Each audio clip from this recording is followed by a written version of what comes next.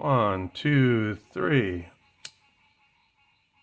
And like I always say, why do you need glasses when you have a bottle? You hear them frogs in the background? They'd be getting their freak on. Yesterday I had 2.5 inches of rain from first light till dark.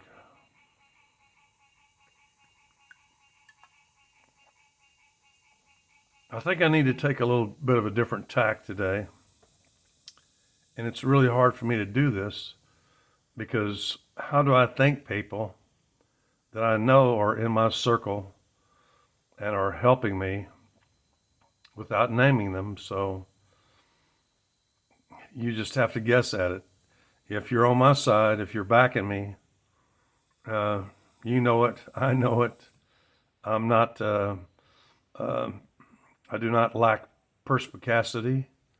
I can tell just by looking at somebody and how the way they greet me and how they treat me and so on, whether they're backing me or my evil brother Rolf, or as I called him this morning when I walked in, because this fucker's, I don't think he's really slept in months ever since his evil daughter and his evil wife sicked him on me for talking about his, I really couldn't talk about, I should mention, I really want to thank you, next 4, 6 subscribers and the more than 2,000 people that have watched my obituaries on my deceased brothers and my commentary on still living family who began to attack me for just mentioning their criminal behavior in the original obituaries. It was really spooky today. It was, let me see. Yeah, my right eye is doing pretty good. I've been really having trouble with glaucoma lately. I used to write some of the most beautiful, perfect one draft, petitions and so on, legal, work, one shot, always compose it in my head, and then I sit down and I write it. I usually wait till the last minute and then boom. The courts judges love my work. I know Judge Flanagan loved this is my first time I had to really think real hard how to even style everything and do everything. My last petition before the courts was with Judge Flanagan, and it was exactly 4 sentences. And the third sentence read, "The trust cited above has no locus nor lawful defender." I mean, it has no location nor lawful defender, which means it's wide open. It's mine. And yet, Judge Flanagan, because he had never heard of and couldn't find any case precedents, for it, strung it out for a whole year before he finally dissolved my trust and let me have my own freaking money. And so let me get back to this very morning. It's because it was really cool, because the last time we were sitting out in front of a local court and I was having a cigarette. My buddy Troy was inside and cooling and stuff like that, and talking to Mrs. Mujni and stuff like that. I've known her father-in-law for a long, long time, like 50 years, almost 50. Yeah, about 50, pretty close to it. But this morning, I actually arrived very early to the courthouse, and like Caldwell, Texas was like a total ghost town today. There was like nobody, nowhere, no how, not in the courthouse. There wasn't really nobody in the clerk's office. There wasn't anybody anywhere, even over in the new judicial annex or stuff like that. There was just almost nobody except the few people that just had to be there. And the minute I stepped out of the elevator, which is, by the way, is a Tyson Krupp Nazi elevator that in over 75, 80 years has never broken down. Tyson Krupp, Tyson. You'll see on its got three little circles that Adolf Hitler was the first to design for the Olympics, turned into like 5 circles. THYSSEN, Tyson Krupp. And in my entire lifetime, I've never known that elevator to break down. You can say a lot of bad things about German people, but they do make some pretty good shit. And that's kind of what I'm going on here now, is that I know that I've got a bunch of people that are angry at me because I've been talking about local corruption, which is coming to an end. But part of that is I have not named several people involved in the current activities because I just, there's no need to, and I see no reason why to. And in one case, like the judge today, I got nothing on him. The judge that heard me out today, actually, I think he was actually listening pretty carefully to this snotty family, disturbance that's been going on for quite a while. So I just want to say that when I came into Caldwell early this morning, wasn't that early. I didn't get to Caldwell till 9:15 or something like that. Didn't get to the courthouse till 9:30. But as I said, when I stepped out of the elevator, there was nobody around.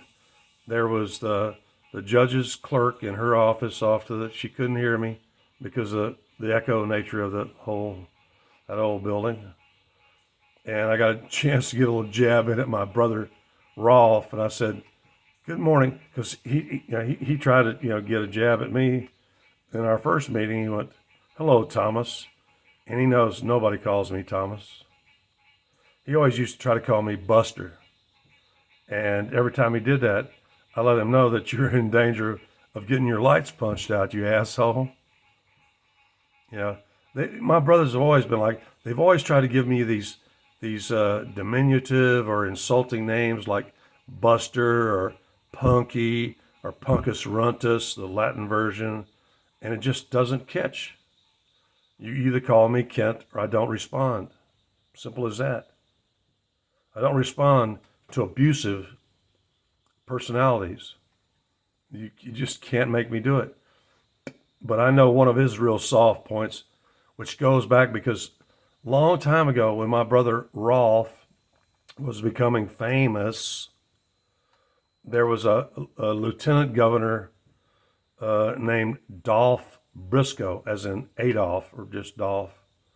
So when I came out of the elevator, I said, "Good morning." He said something like, "Good morning, Mr. Kruger," and I said, "Good morning, Dolph." And it just made my fucking day right there. Good morning, Dolph. And nobody heard us. There was nobody around. The judge was back in his chambers. His clerk was like behind 3 walls and stuff like that. There was nobody. His attorney, the chunky social justice warrior, obviously good friend of his daughter and stuff like that, because they used to be in the same department, jock sniffing, please, if y'all really want to see really how messed up a human being can be, look up an attorney called Shelley Shaw, Welborn or College Station, Texas, Shaw Law. She specializes in defending drunk Aggies. Yeah, good luck with that. And so I still see I've got a few minutes here. So things went pretty well in court there and stuff like that, which I reminded the judge that the same thing that I told Judge Baldwin at the very first hearing before this appeal, is that this matter would not be resolved outside of the 21st District Court of Texas, the 24th Precinct, which is one of the oldest in Texas. Simple as that. It's just, this is all just my brother.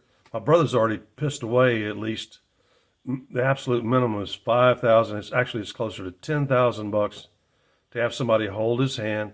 And actually, today I really noticed right off the bat was that Judge Schrader had heard about my brothers, because like I'm trying to say, there's a lot of people. I've picked up about 4, 6 new subscribers. I've got a couple of thousand people that have watched my videos regarding this stuff, and they're staying on top of it. And a lot of them are not my enemies. They're not people that are named by me. If you're named by me in one of those videos, you're a bad person. And if you're not named by me, I got nothing on you. I ain't gonna say diddly squat. I'm certainly not gonna squat on friends. Which today I ran into a real good friend over at the district court office and stuff like that, and that was so nice and stuff like that. And I want to just say it because I already talked to Bruno about this. The lady just doesn't. Her husband is so lucky. I'm serious, dude. I can't say your names, but you were the guy up front doing security and all the metallizing and stuff. We all envy you because your wife hasn't aged a year in the last 25 years. You're getting older. He even admitted it. But he's married to a woman that's technically like my third cousin or something like that, and a very powerful and influential person and stuff like that, who I'm pretty sure knows me and is not against me in any way, shape, or form. See, what's been going on a lot in this county lately is that we got all these people infighting for power, people going against other people and stuff like that. That's what I've been talking about. And I'm here really to state to all the people that have been watching and analyzing my videos and stuff like that, if I haven't named you, if it's stuff like that, and if you know what I'm saying is true, because otherwise I would be right now, I would be in Superior Court over slander, libel, and defamation charges, which I have not done. I do these videos drunk, but I always review them sober the minute they become available. And if I make a single error, boom, they're gone. I'll do them again.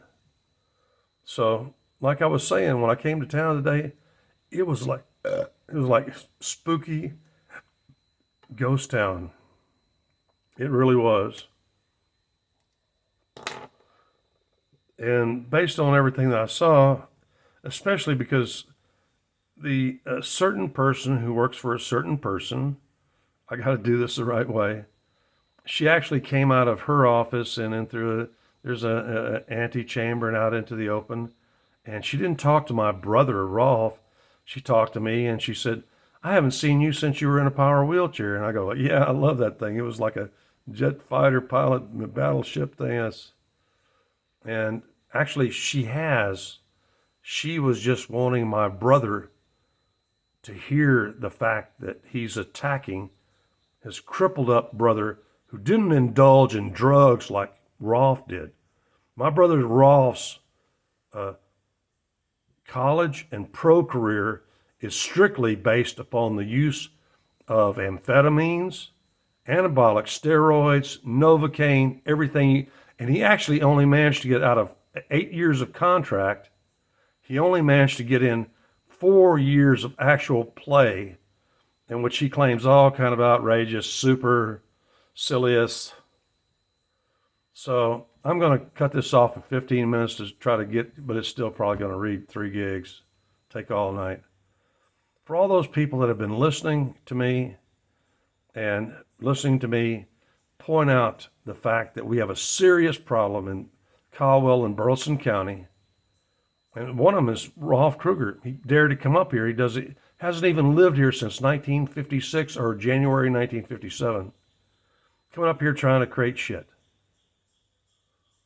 I want to thank all of you that are not getting in my way, standing in my way, are, now I'm over 15 minutes. I'm going to go 16 if I want to.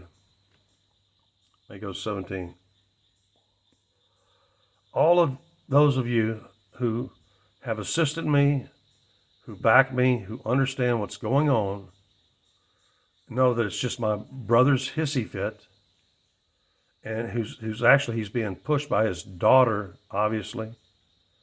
He's also being, he doesn't like having the fact exposed by an actual family member who was there, who was an empirical witness to his amphetamine and steroid abuse, both in college and in the NFL.